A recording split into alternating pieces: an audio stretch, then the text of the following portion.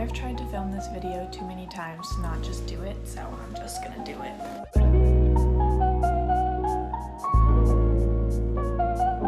Sorry if the reflection in my glasses is distracting. That's just how it's gonna be.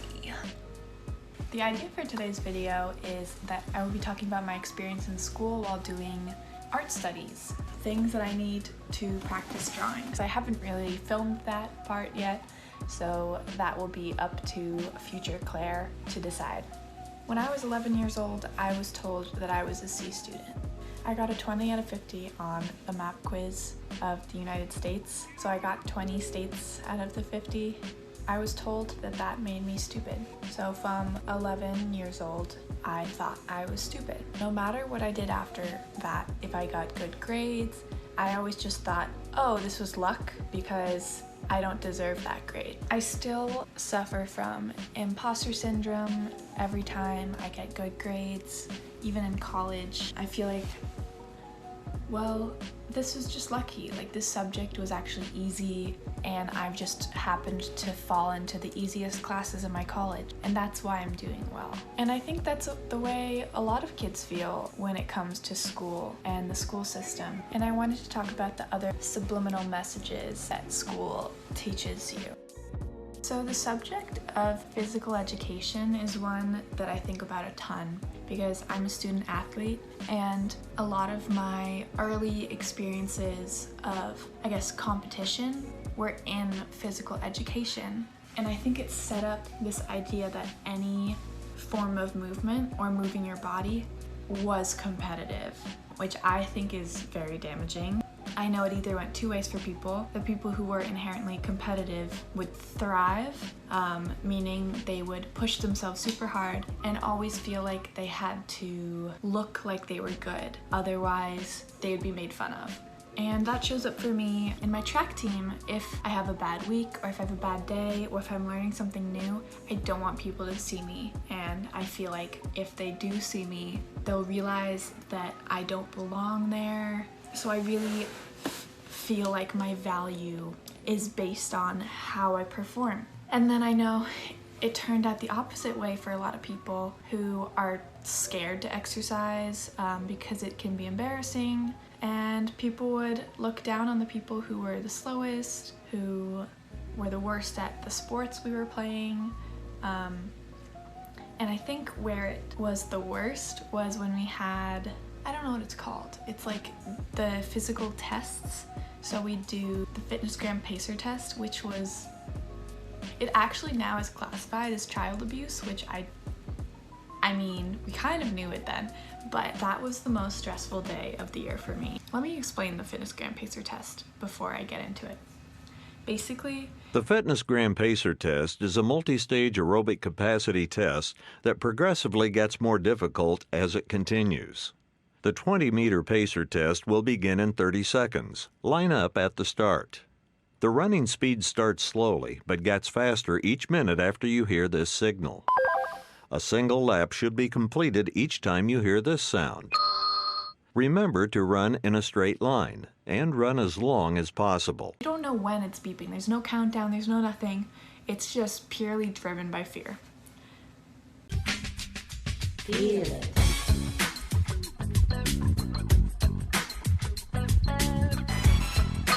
One.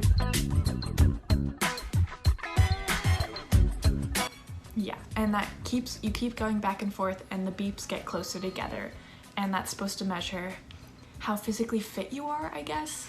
But really, for me, it was my chance to prove my PE teacher wrong when he said a girl will never be as good as a guy. Which is, let's just break that down for a second. A woman is not physically inclined to be as athletic as the highest performing male. But my PE teacher was saying that I will never be as good as a boy, period. So this was my day to prove it. And so I put so much pressure on myself. I would feel like I was gonna throw up all day. And finally, when I'd show up to class, I put in everything I had in this test. We'd do that in front of each other, and our times would be ranked. Another thing I wanted to talk about was school uniforms.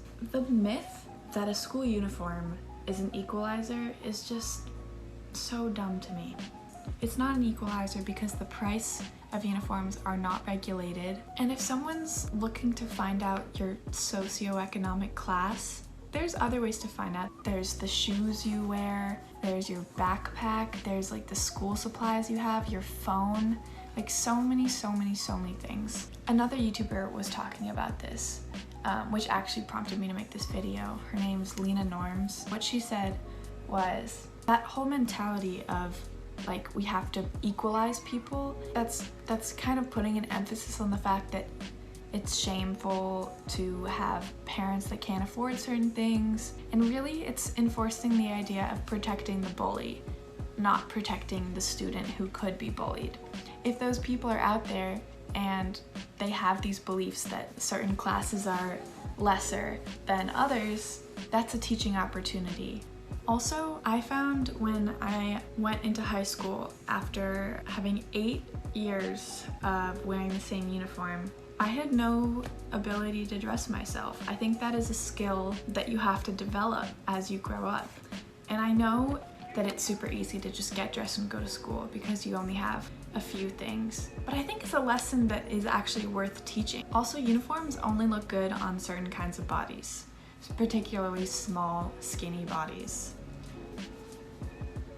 So one of my biggest frustrations was the idea that if you have an issue with a person, particularly teachers or authority members, that it doesn't really matter and that you should learn to put up with them. And I think to an extent it's good to learn how to deal with difficult people, but when someone is abusive, creepy, the fact that you have to stay in their class for at least a whole semester is traumatizing, and it teaches people not to address discomfort for things like that. I had a boss who was really abusive, and I thought it was on me to try to work that out, but sometimes removing yourself from an abusive situation is the best thing to do. I ended up quitting, disclaimer, really glad I did that.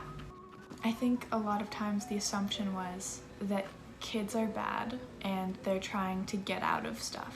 And that was very much not me, and I know it was not most of students, but there were so many times where I was offering up honesty and treated like a liar. One of my teachers in middle school was very obviously misogynistic.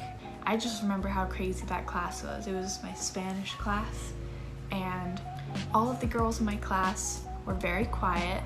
We participated in class, we did all the homework, all the assignments, and then on the other hand, the boys were insanely rowdy, like throwing things, flipping desks, yelling, telling jokes, and the teacher would be like laughing at the things they did. And if me or the other 2 girls in our class said anything, spoke out of line, we would get yelled at.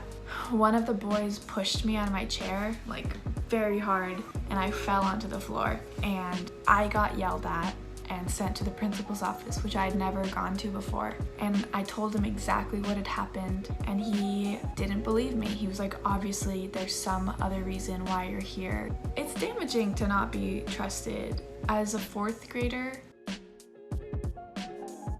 the way a curriculum works, where there's like credits towards certain things or a specific schedule in which someone's going to take classes, I think it takes away from the ability to have passion for a certain subject. Like, there was a bunch of subjects where towards the end of the semester I was super into them, and then the class would end and I was just in a whole new set of things that I maybe wasn't as passionate about.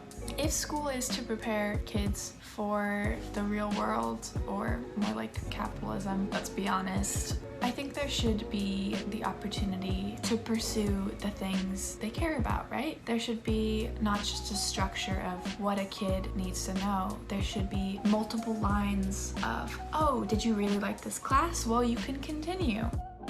I have a ton of respect for teachers. They put in, honestly, too many hours to try to do their best within a system that sets them up to fail very often. For them, I wish things were different as well. And honestly, for all my math teachers, thank you, because I love math. Girls in STEM. Please know that no matter what grades you get, those things don't measure your worth or your intelligence at all.